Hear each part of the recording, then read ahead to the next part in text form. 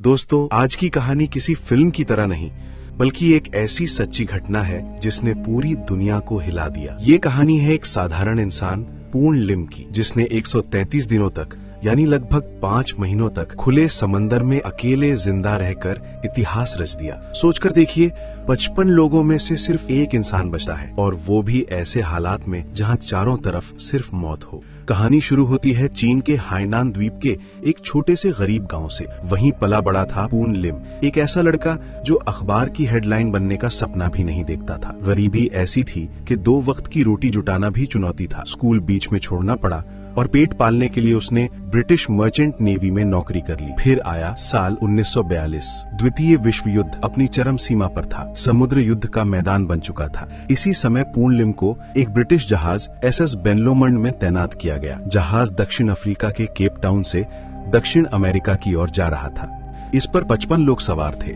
ज्यादातर अनुभवी नाविक, जिनमें पूर्ण लिम सबसे छोटा और कम अनुभवी था। 16 नवंबर 1942 दोपहर का समय था। समुद्र शांत था, लेकिन शांत समंदर सबसे खतरनाक होता है क्योंकि उसमें छुपा तूफान किसी को दिखाई नहीं देता। अचानक नीचे से एक विशाल धमाका।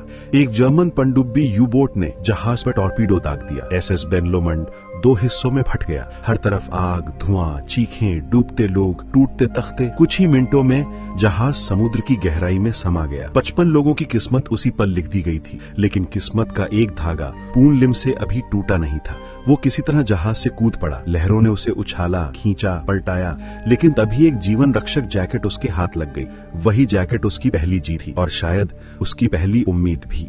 दूसरी तरफ उसके साथी या तो आग में झुलस गए या जहाज के साथ समुद्र में उलझ गए। समंदर ने पल भर में 54 जानें छीन ली। पूर्ण लिम अकेला तैर रहा था, थका हुआ, घायल, डर से कांपता हुआ, लेकिन जिंदा। करीब 2 घंटे तक वो मौत से लड़ता रहा। फिर दूर उसे एक लकड़ी की राफ्ट दिखाई दी जो शायद जहाज से अलग होकर तैर रही थी। अपनी आखिरी ताकत जुटाकर वो राफ्ट तक पहुंचा और उस पल से शुरू हुई 133 दिनों की दुनिया की सबसे कठिन जंग। लकड़ी की राह पर चढ़ते ही पूर्ण लिम को एहसास हुआ कि अब उसकी जिंदगी का असली इम्तिहान शुरू हो चुका है। चारों तरफ सिर्फ नीला समंदर, ऊपर जलता सूरज और नीचे मौत की गहराई। उसके पास न साथी थे, न कोई मदद, सिर्फ एक छोटी सी नाव और जिंदा रहने की जिद। राह बहुत छोटी थी, बस इतनी कि एक इंसान बैठ सके। उसमें रखा सामान ही अब उसका पूरा संसार था। 2 छोटे खाना पकाने के बर्तन, थोड़ी सी चॉकलेट, कुछ शक्कर के टुकड़े, कुछ बोतलें ताजा पानी, एक टूटी हुई टॉर्च और एक फ्लेयर गन जिससे वो दूर जहाजों को संकेत दे सकता। लेकिन सबसे बड़ा खतरा था तन्हाई। चारों तरफ सिर्फ हवा की आवाज, लहरों का शोर और खाली आकाश। पहली रात ही उसे समझ आ गया कि ये कोई साधारण जंग नहीं होने वाली। पूरा शरीर ठंड से कांप रहा था। हवा इतनी तेज थी कि हर पल लगता था नाव उलट जाएगी। ऐसे में उसने वही किया जो उसकी माँ ने उसे बचपन में सिखाया था, भगवान बुद्ध की पूजा।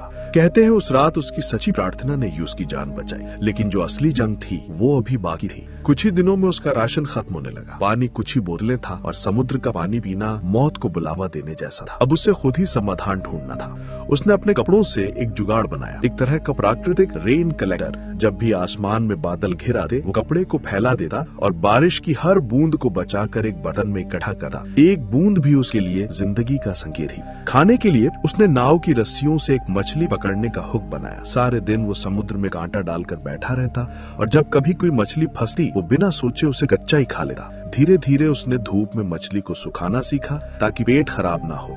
कुछ समुद्री पक्षी, सीगल भी कभी कभी नाव पर उतरते। पूर्ण लिम उन्हें धीरे धीरे पकड़ता, उनका मांस सुखाता और खाता। जिंदगी की भूख इंसान से क्या क्या न करवा दे।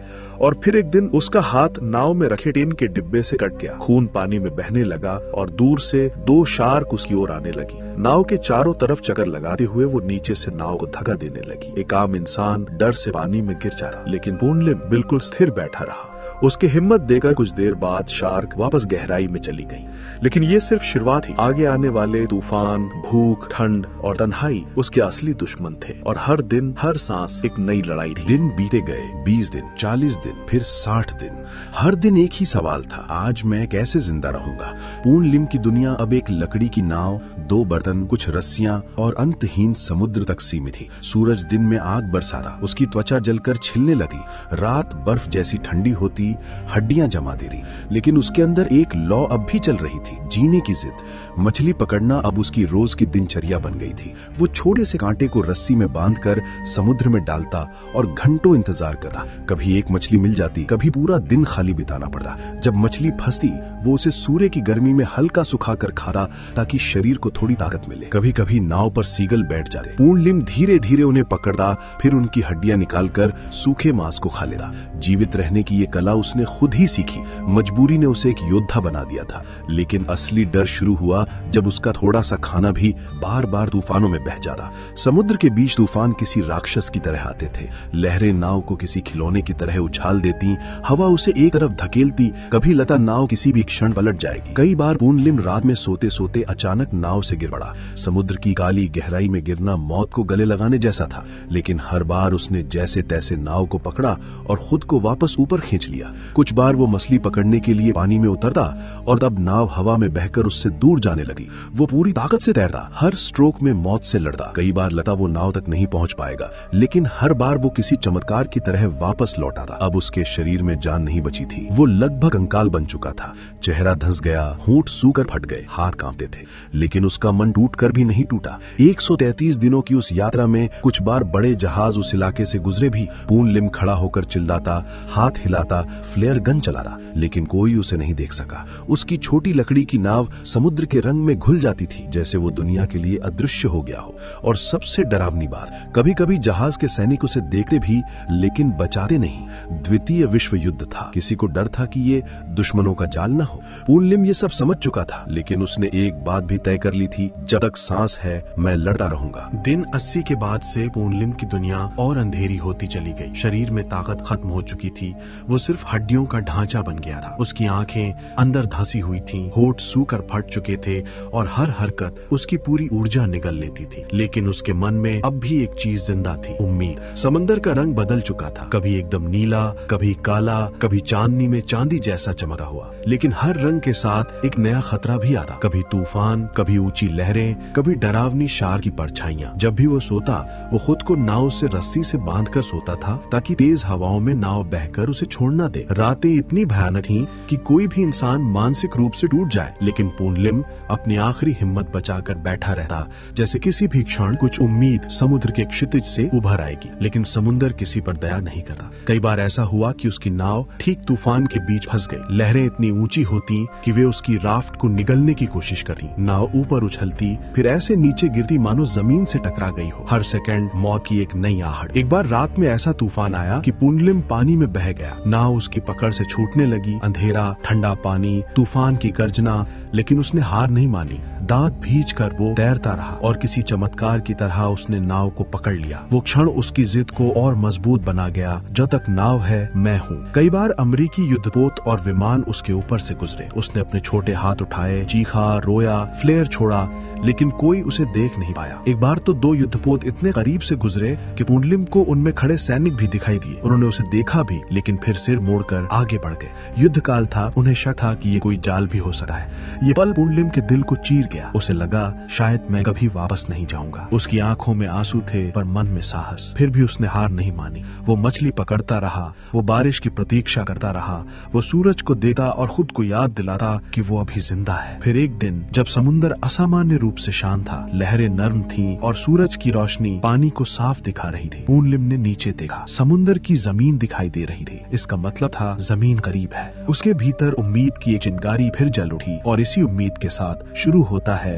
उसका अंतिम संघर्ष, जो उसे मौत के मुंह से निकालकर दुनिया की खबरों में ला देता है। पूर्णलिम की नाव अब धीमे धीमे आगे बढ़ रही थी। समंदर पहली बार शांत था, मानो खुद महासागर भी उसकी जंग को सलाम कर रहा हो। नीचे दिखाई देती समुद्री जमीन उसे बता रही थी कि कहीं ना कहीं कोई किनारा पास है, लेकिन शरीर इतना कमजोर हो चुका था कि वो नाव में सीधे बैठ भी नहीं पा रहा था। होंठ फट चुके थे, हाथ पैर कांप रहे थे और आंखों में जीवन की आखिरी चिंगारी बची थी। और फिर वो दिन आया जिसने इतिहास बदल दिया। 5 अप्रैल 1943 सुबह का समय था। दूर समुद्र में कुछ मछुआरों की नाव दिखाई दी, ब्राजीलियाई मछुआरे। पहले तो उन्हें लगा कि ये कोई टूटी हुई लकड़ी है, लेकिन जैसे ही वे पास आए उन्होंने देखा एक दुबला पतला इंसान नाव में पड़ा है, जो कंकाल जैसा दिख रहा था, लेकिन उसके सीने में अभी भी हल्की सांसें चल रही थी। मछुआरे चौंक गए। उन्होंने तुरंत पोनलिम को नाव में उठाया। वो इतना कमजोर था कि बोल भी नहीं पा रहा था।